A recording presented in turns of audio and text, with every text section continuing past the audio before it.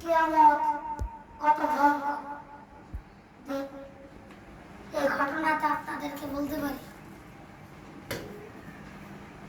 কিয়ামতের 3 দিন আগে থেকে পশ্চিম দিক থেকে সূর্য উঠবে, পূর্ব দিক থেকে নামবে।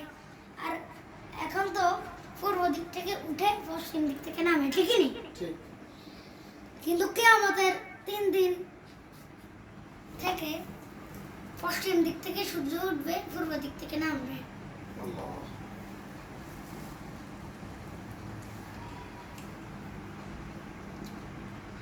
বিশ্বনবী বলতেন, আনা সাইয়্যিদুন নাস ইয়াউমাল কিয়ামা, আমি কিয়ামতের দিন সর্বশ্রেষ্ঠ হব, মানুষের মধ্যে সর্বশ্রেষ্ঠ সেরা আমার বিশ্বনবী। আলহামদুলিল্লাহ পড়েন। আলহামদুলিল্লাহ। বিশ্বনবী বলেন, সেদিনটা বড্ড ভয়ঙ্কর, সেদিন কেউ কারো কোনো উপকারে আসবে না, বন্ধু বন্ধুর কাজে আসবে না, স্ত্রী স্বামীর উপকারে আসবে না, স্বামী স্ত্রীর উপকারে আসবে না, বিষয়ের মরিদকে বাঁচাতে পারবে না, মরিদ বিষয়কে বাঁচাতে পারবে না, নেতা কর্মীর পরিচয় দিবে না, কর্মী নেতার পরিচয় দিবে না, ভাই বোনকে চিনবে না, বোন ভাইকে চিনবে না, বাবা তার সন্তানকে চিনবে না, মেয়েকে দেখে মা দৌড়ে দৌড়ে পালাবে। কত ভয়ঙ্কর দিন। বিশ্বনবী বলেন, জমিনটা এখনকার মতো থাকবে না, পুরো জমিনটা সমান হয়ে যাবে, ফ্ল্যাট। এখন তো গোল, তখন ফ্ল্যাট। সবাই এক জমিনের উপরে দাঁড়াবে, সূর্যটা মাথার কাছে চলে আসবে, সূর্যের গরমে মানুষের মাথার মুকুট গলে গেলে এখানে চিত্র নাকে চিত্র দিয়ে বে বে করবে। সবাই হয়রান পেরেশান, ক্লান্ত। মানুষগুলা বলবে, বাঁচার কোনো উপায় নেই, 50,000 বছর মানুষের গন্ধ ওড়াবে, চিৎকার করবে, কাঁদবে, বাঁচার কোনো উপায় নেই। সবাই বলবে, আল্লাহ যদি বিচারটা শুরু করতে যাও, ওরা বিচার শুরু করে, বিচারই শুরু হয় না। বিচার শুরু হতে 50,000 বছর। আল্লাহ, 50,000 বছর, 5,000, 15,000, 50,000 বছর। মানুষগুলা কাঁদতে কাঁদতে বলবে, চলো আমরা আদম আলাইহিস সালামের কাছে যাই, যেন আল্লাহর কাছে সুপারিশ করে আল্লাহ আপনি বিচার শুরু করেন।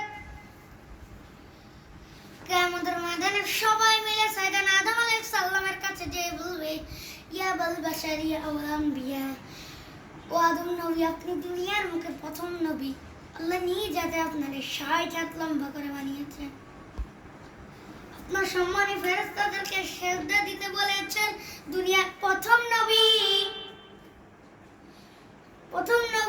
প্রথম রাসূল আপনি আল্লাহর যে সুপারিশ করেন যেন আল্লাহ আপনি বিচার শুরু করেন। আদম আলাইহিস সালাম বলবেন, আমি পারবো না, কারণ আল্লাহ আমাকে একটা নিষিদ্ধ গাছের কাছে যেতে নিষেধ করেছিল, আমি ভুল করে গাছের ফল খেয়েছি। নফসি নফসি, আজকে আমার কি হবে আমি জানি না, আমি বড় লজ্জিত।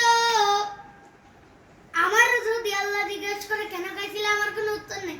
তোমার বাসন কেমন আমি নিয়ে নবী নামের থর করে কাঁদবে সেদিন। আদম আলাইহিস সালাম বলবেন, আমি পারবো না, মাফ করো আমাকে, আমি পারবো না, ওই যে ভুল করে গম গম খেয়ে ফেলেছি, নিষিদ্ধ গাছের ফল খেয়ে ফেলেছি, আমি বড় লজ্জিত, অনুতপ্ত, আমি পারবো না। আজকে আল্লাহ এত রাগান্বিত হয়েছে, আগে গান কখনো আল্লাহ এত রাগান্বিত হয় নাই, ভবিষ্যতে আল্লাহ কখনো এত রাগান্বিত হবে না। আমি পারবো না, কাজ করো, তোমরা নূহ আলাইহিস সালামের কাছে যাও। কোন নবী? নূহ নবী। লোকেরা পাগলের মতো দৌড়াতে দৌড়াতে আল্লাহ নবী নূহ আলাইহিস সালামের কাছে যেয়ে বলবে, ইয়া নবী আল্লাহ নূহ, আনতার রাসূল ফিল, আপনি দুনিয়ার মুখে প্রথম রাসূল। আদম আলাইহিস সালাম নবী ছিলেন, রাসূল ছিলেন না, এই দুনিয়ার মুখে প্রথম রাসূল ছিলেন আল্লাহর নবী নূহ আলাইহিস সালাম। সবাই বলবে, ও নবী আল্লাহ নূহ, রাসূল আল্লাহ নূহ। আল্লাহ আপনাকে আব্দান শাকুরা শুকরগুজার বান্দা বলে কোরআনে বলেছে। কোরআনে নূহ আলাইহিস সালামের নামে সূরা আছে না? আপনি আল্লাহর প্রিয় বান্দা প্রিয় রাসূল, দেখেন আমাদের কিটা গামতে গামতে শেষ। জমিনটা তামা জমিন, সূর্যটা মাথার কাছে, কি করবো আর পারি না। গামতে গামতে আর কত গামবো, কত দাঁড়িয়ে থাকবো। আল্লাহ রাসূল বলেন বিচার জানাই শুরু করে। নূহ আলাইহিস সালাম বলবেন আমি পারবো না, আমি আমার ছেলের জন্য এক কথা বলে ভুল করে ফেলছি। যখন মত নাবল হবে আমি বললাম আল্লাহ আমার কলিজার টুকরা সন্তান রে বাঁচান। আল্লাহ বললেন নূহ সে তো আমার সন্তান না, কারণ সে ঈমান আনে নাই, সে পাহাড়ের উপরে দাঁড়িয়েছে, দেখি কেমনে সে বাঁচে। যে আমি একটা না বুঝে আবদার করেছি, আল্লাহ আমার উপরে রেখে দিয়েছিলেন। আজকে আল্লাহ ওই ব্যাপারে যদি আমার প্রশ্ন করে আমার কোনো জবাব নাই, আমি পারবো না, মাফ করো। কিন্তু তোমরা সবাই মিলে আল্লাহ খালি ইব্রাহিম আলাইহিস সালামের কাছে যাও। লোকগুলো পাগলের মতো খুঁজতে আরম্ভ করবে, উজুত লাখান ইজুত কুতিমান ছাড় দিতে। আল্লাহর খালিল ইব্রাহিমকে যে বলবে ইয়া খালিলুল্লাহ, ও আল্লাহর খালিল, আল্লাহ আপনাকে বড্ড ভালোবেসেছেন, আপনি কাবা বানিয়েছেন, আল্লাহ আপনাকে বড্ড পছন্দ করেন। দেখেন আমাদের কি অবস্থা, আপনি যে আল্লাহর কাছে সুপারিশ করেন, আল্লাহ আল্লাহ নবী ইব্রাহিম বলবেন আমিও পারবো না, আমি আমার জীবন দশে 3টা মিথ্যা বলেছি। কয়টা? আসলে মিথ্যা না, একটু টুইস্ট করে কৌশল করে কথা বলছো, এটাকে হাদিসে মিথ্যা বলা হয়েছে। আমি জীবনে 3টা মিথ্যা বলেছি, জীবন বাঁচানোর তাগিদে কৌশল করে 3টা কথা বলেছি। আজকের কঠিন মধ্যে আল্লাহ যদি ওই 3টা কথার ব্যাপারে জিজ্ঞেস করে, লজ্জা আমি মাথা দেখাতে পারবো না, আমিও পারবো না।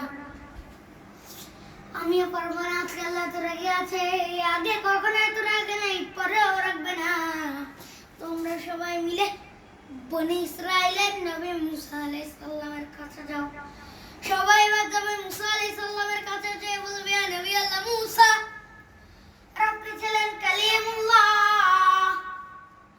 আল্লাহর সাথে সরাসরি কথা বলতেন। রব্বুল আলামিন আপনাকে তাওরাত কিতাব দিয়েছেন, আপনি যে একটু সুপারিশ করেন। আল্লাহ নবী মুসা বলবেন মাফ করো, আমি পারবো না, কারণ আমি দুনিয়ার বুকে ভুল করে একটা মানুষকে মেরে ফেলেছি। আমি ভাবছিলাম আদর শিক্ষা দেওয়ার জন্য এক থাপ্পড়ে মরেই যাবি। আজকে আল্লাহ যদি জিজ্ঞেস করে কেন আল্লাহ, ওই লজ্জায় আমি অনুতপ্ত, আমি পারবো না, আমার কথা বলে না। আজকাল বাজারে গেছে তোমরা আল্লাহ নবী সাল্লাল্লাহু আলাইহি ওয়াসাল্লামের কাছে। কিয়ামতের ময়দানে মানুষগুলো পাগল পাড়া হয়ে আল্লাহর নবী ঈসা আলাইহিস সালামের কাছে যাবে, যে বলবে নবী ঈসা রূহুল্লাহ, বাবা তাআলা আল্লাহ আপনাকে বানিয়েছেন, ইনজিল কিতাব দিয়েছেন, মৃত মানুষকে আপনি জীবিত করতে পারতেন। আজকের এই কঠিন বিপদের দিনে আপনি আমাদের সাহায্য করেন। আল্লাহর কাছে যেয়ে বলেন বিচার জন্য শুরু করে। ঈসা আলাইহিস সালাম বলবেন আমি পারবো না, ইন্নী আবিদতু মিন দুনিল্লাহ, আমার উম্মত খ্রিস্টানেরা আল্লাহর বাদ দিয়ে আমি ঈসার ইবাদত করেছে। আমার মা মেরি আর আমাকে ডাক্তার জিসাস খ্রাইস্ট আমার ইবাদত করেছে। যদিও আমি আমার ইবাদত করতে বলি না, ঈসা আলাইহিস সালাম ইবাদত করতে বলেছে একজনে, তিনি কে? ঈসা আলাইহিস সালাম বলবেন আমি পারবো না, কিন্তু একটা পরামর্শ দিতে পারি, একটা সাজেশন দিতে পারি। আজকের দিনে কঠিন মুসিবতের কালে, এই কঠিন সময়ে কেউ আল্লাহর দরবারে দাঁড়িয়ে একটা টু শব্দ করার ক্ষমতা কারো নাই, একমাত্র আখির পয়গম্বর বিশ্ব নবী মুহাম্মদুর রাসূলুল্লাহ ছাড়া। মানুষগুলো এবার আগুনের মধ্যে পানি ঢেলে দেননি, আগুন নিভে যায়, দাও দাও করা হৃদয় জ্বলন্ত আগুন তাদের ঠান্ডা হবে। কিয়ামতের ময়দানে এই সময় মুসিবতের কালে মানুষগুলো পাগল হয়ে বিশ্বনবী সবাই মিলে বিশ্বনবীর কাছে যেয়ে বলবে, অপারগতা স্বীকার করেছে সব নবী। তারা বলেছে, আপনি ছাড়া কেউ নাকি আল্লাহর সামনে দাঁড়াতে পারবেন না, আপনি একটু সুপারিশ করেন। বিশ্বনবী বললেন, আসো আসো, আজকের দিনে আমি ছাড়া আল্লাহর সামনে কেউ দাঁড়াতে পারবে না। বিশ্বনবী মহান মাহমুদে যে আল্লাহু আকবার বলে সিজদায় লুটিয়ে পড়বেন। আল্লাহ রাব্বুল আলামিন বিশ্বনবীকে এমন কিছু চমৎকার শব্দ শেখাবেন, শব্দগুলো দিয়ে আল্লাহর প্রশংসা করে বিশ্বনবী কাঁদতে আরম্ভ করবেন। বিশ্বনবী এমন ভাবে অজর দ্বারা সিজদায় লুটিয়ে পড়ে কাঁদবেন, রব্বুল আলামিনের রহমতে দুনিয়া জোশ লেগে যাবে।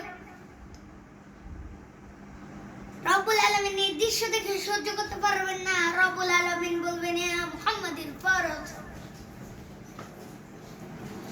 ও নবী আপনি মাথা তুলেন,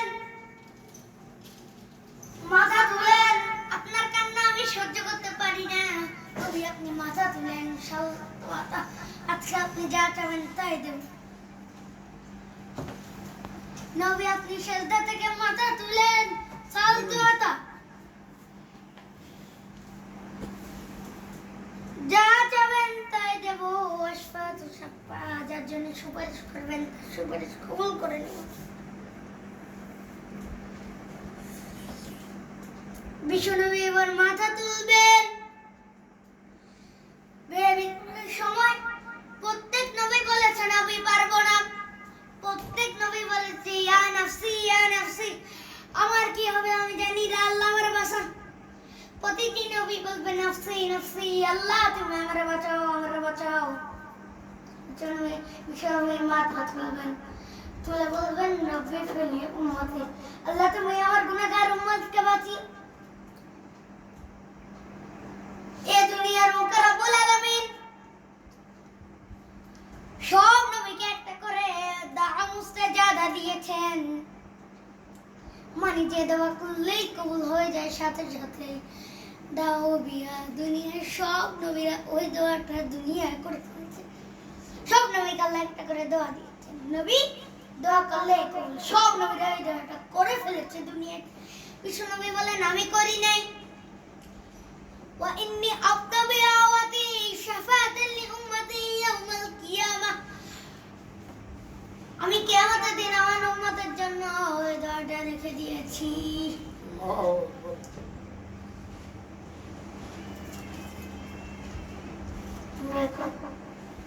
কিয়ামতের কি ভয়ঙ্কর জিনিস হবে কেউ বুঝতে পারবে না।